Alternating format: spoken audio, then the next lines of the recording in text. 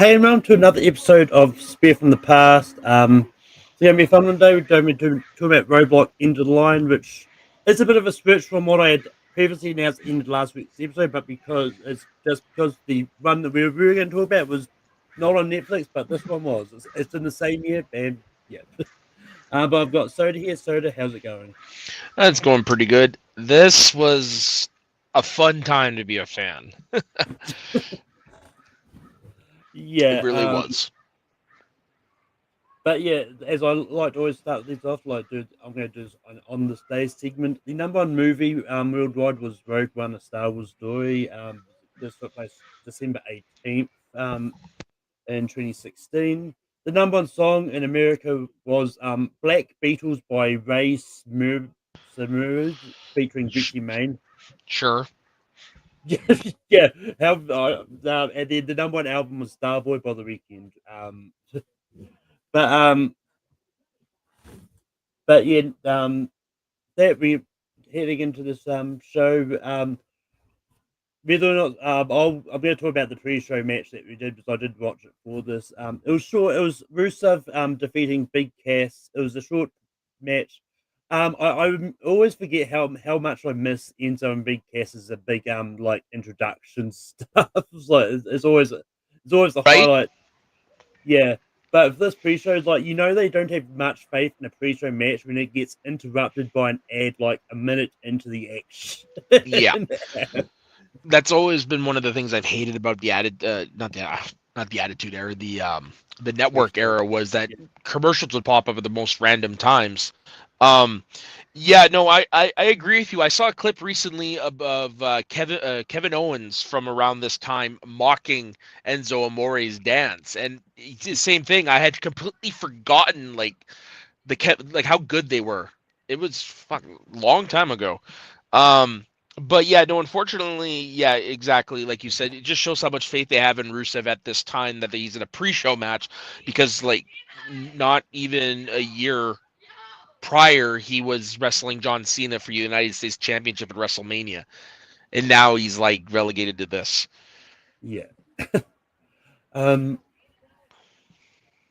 Yeah. And it was just, and it was one for a pre-show match. It was just one of those random ones where it ended in a count out. It was like because like they only had Yeah, a short amount of time to do it anyway. So yeah, it's like just schmoz for schmoz's sake. but moving on to the main show, the first match we had was the Bar, which was Cesaro and Sheamus defeating New Day, which was represented by Biggie and Kofi Kingston for this match. And once again, like New Day's opening promo was entertaining, especially when Biggie like played dumb and thought he didn't know what Roadblock was, like mistaking it for something completely different.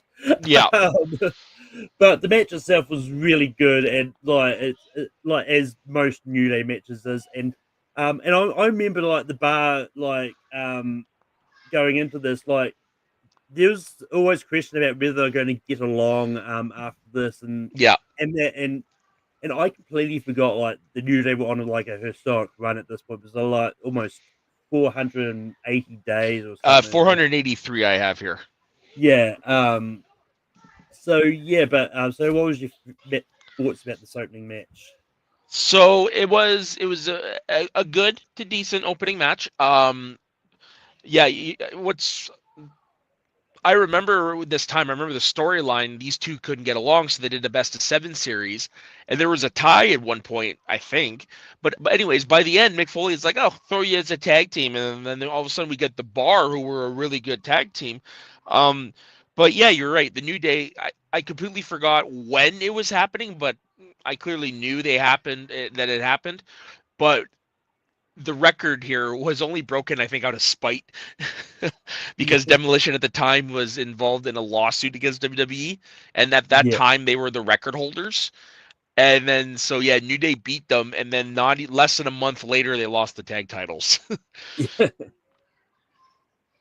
Um, but then we had the first in a series of like backstage interviews. Kevin Owens being interviewed about his match. Then he sees Chris Jericho, who tries to give him a holiday scarf and throws it back to the at this point, Kevin Owens yelled at Chris about helping him out and all that.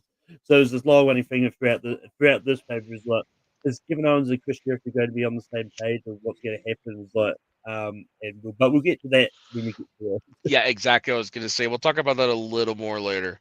Yeah. Um, but yeah, then next match we had Sami Zayn defeating Braun Strowman in a 10-minute match. But this is one of those ones where I don't like it when like it's a 10-minute match and like someone is declared a winner if no one gets the pin, like then is it really a victory? It's always one of those iffy. It's an old type of stipulation from the territory days, and basically, Yeah, yeah, the point is, like in this case, Sammy's the underdog against Braun, and the point is, if he can survive 10 minutes, then he is considered the moral victory. It's kind of like Rocky sort of thing, right? Like he didn't yeah, win the fight at the end, but because he went the distance, it's the same thing. It's just wrestling's version of that. yeah. Yeah, no, but I mean the match itself, I thought it was decent. Like, and Mick coming out with the towel ready to throw it in, and then like Sammy just getting that like come up to just sort of manage to survive. And it's one of those ones. Just as well watching the promo package, I completely forgot how much of a dick Mick Foley was. Like, oh, we're going to trade you to SmackDown for Eva Marie. It's like, Yeah, yeah. I can't remember why. Like that's one storyline I don't really remember. Yeah. Um, but but so what was your thoughts about this 10-minute match? So it was fun to go back and watch Sami Zayn back because this is not even a year into his main roster run, so he was still kind of Yeah. the underdog from the underground. So it was kind of fun to see go back and watch him there against Braun Strowman. Yeah, no, this is like I said, it's an old territory match. Does it really work in 20 in this time in age? I don't know. I guess if it's done right, um, yeah, it was decent. That's all I can say. Yeah.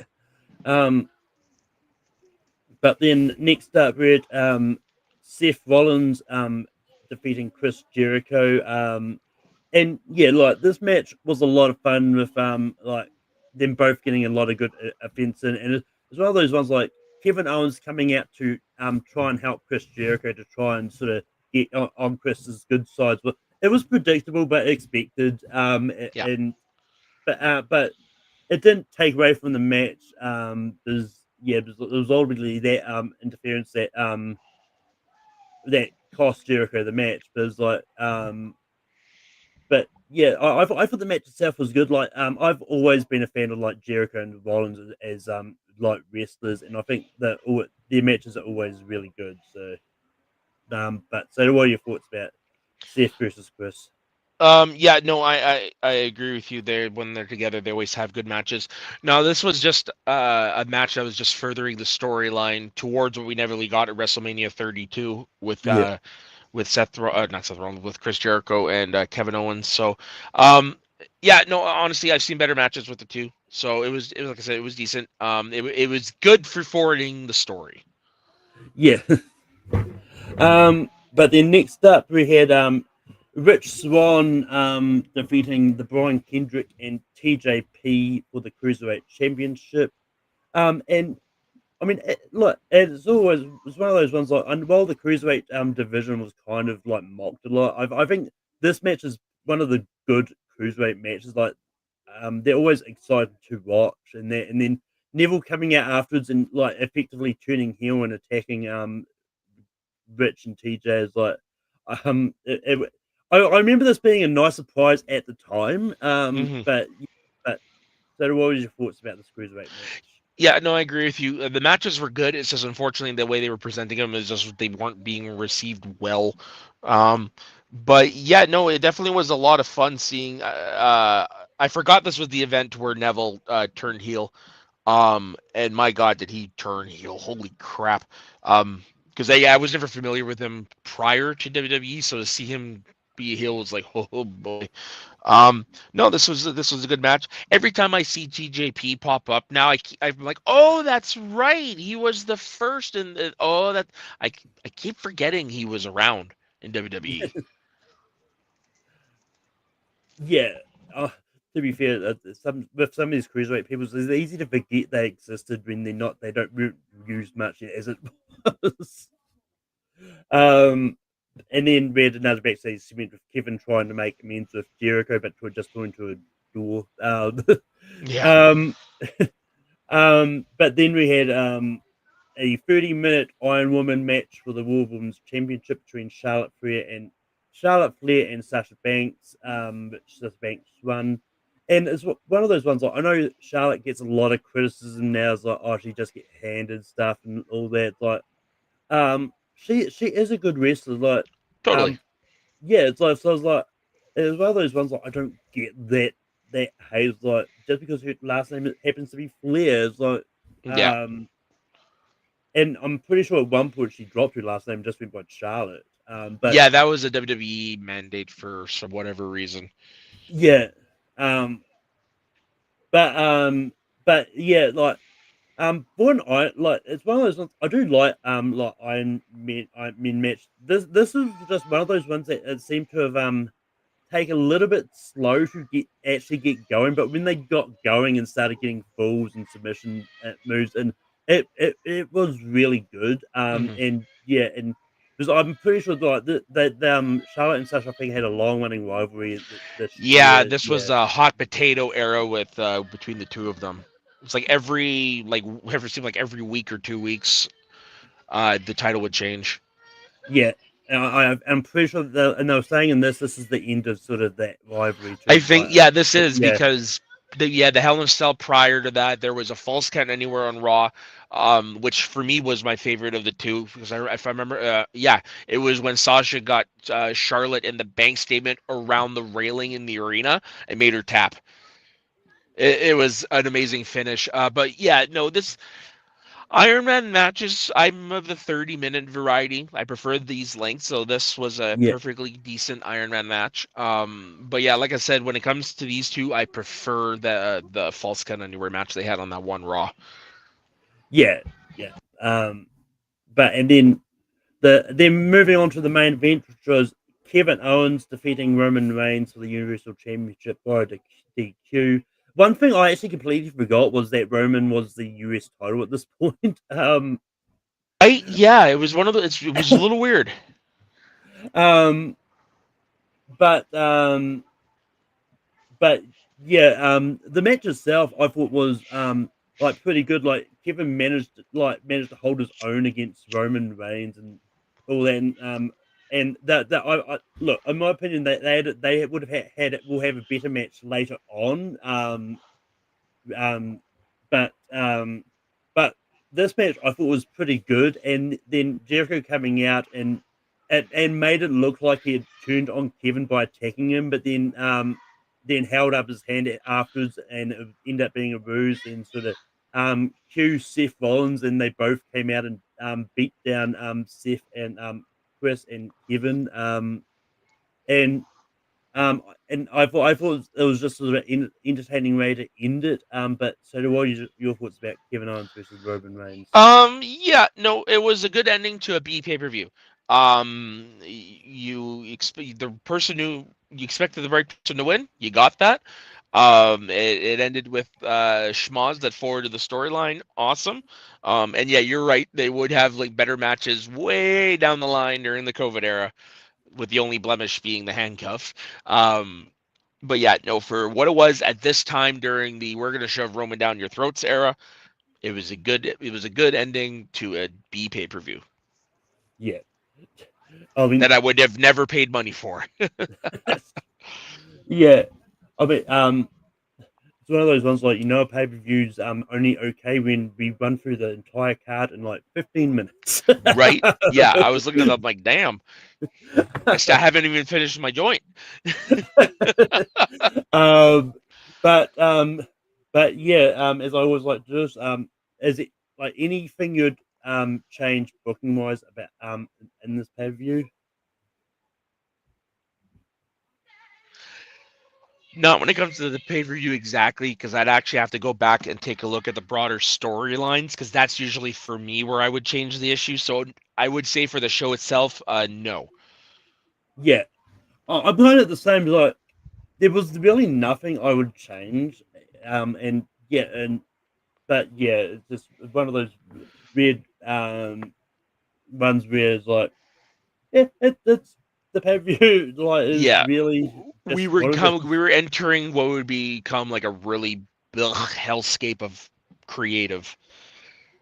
Um, but um, but yeah, overall, what would you give the pay per view out of 5 stars? Yeah, I 5, 3.5. Yeah, I'm about the same. I was going back and forth as we were talking, but yeah, I'm probably gonna. I'm also going to set it 3.5 stars as well. Like the matches were good. Like there really wasn't a lot of stinkers, but a lot of them was like just sort of slower pace and just didn't Yeah, really do too much. yeah. No, for whatever reason, I thought when we were entering into this one, we were gonna watch the one where Triple H was the champion, but then I remembered that was the one that's not on Netflix. Yeah, Yeah, which I can't because that remember. was an even more interesting time. Yeah, I because I think I can't remember because I think someone mentioned that with that specific one because it was a network exclusive, they may not have ported them over. So that means eventually it'll probably be on YouTube. Yeah, no, that's right. I do remember that. But Yeah, no, I remember that pay-per-view because that was right during the time where like all the main eventers went down with injury. Ugh. yeah. But if that, I'm going to spin the wheel and see what comes up. Yeah. Wrestling Classic. Come on, Wrestling Classic. I want to be on for that one. It's going to be Backlash 2017. Yeah. It's- Trying to remember which what. Wait, that was after what WrestleMania 2017? That was after 33. Shit, I don't remember that time. No, how what's the oldest pay-per-view you've got on there? I've got all of them. So I've got so the Wrestling Classic is there. Okay, because that's one I want you to like pin me for because that is like Yeah. one of my wheelhouses. But yeah. Um, but on Backlash 2017, this was when this was the SmackDown pay per view. We had like Shinsuke versus Dolph, Usos versus Breezango, Sami Zayn versus Corbin, um, Kamala, Natalia, and Tamina versus Becky, Charlotte, and Naomi. Kevin versus AJ Styles for the US title. Hmm. Luke Harper versus Eric Rowan. This was when Wyatt family had split up. And then Yeah, yeah, yeah. I think he was going for the IC title at this time. I know he there was he had the title, but uh yeah, I don't know if someone had this match specifically wasn't for the title apparently, okay. but and then it was Jinder versus Randy for the WWE Championship. That's right. This was when Jinder was WWE champion because they wanted to make the market in India bigger. Yeah, Yeah, fun times. yeah, but yeah, that is the end of Spin Pass this week. Um, hopefully all the WWE superstars are going to be okay if they Yeah. don't change it. But Did you hear the report that there's already people that went early stuck in Qatar? yeah, no, I've definitely heard that. It's like if they can't get into Saudi, then there's Yeah. no hope for the superstars. Nope. They're, they're going to have to do something. I wouldn't be surprised if they actually announce it on Raw Yeah. tonight. Performance center event. Yeah, there's apparently some like even some of the wrestlers have spoken out with concerns about it too. Oh, It's why like, 100%? Yeah. yeah, I wouldn't blame them. um, but yeah, so we can be find you online. I don't really tweet out much, but you can find me on soda underscore the underscore saxman on Twitter and Blue Sky and whatnot. So yeah. And you can find me hosting Rankum every Sunday. This week we're doing top 12 was it Jamie Lee Curtis movies. And then next week on Spear from the Past, we'll be talking about Backlash 2017. And yeah, you can find me here and there on the Review Network as well. But until then, that is the end of Spear from the Past for this week. But until next time, we're just going to slide on out of here. Titus had a very busy week here in Saudi Arabia. He's had dinner with many princes and very important people, and he just... Oh my God, what the heck?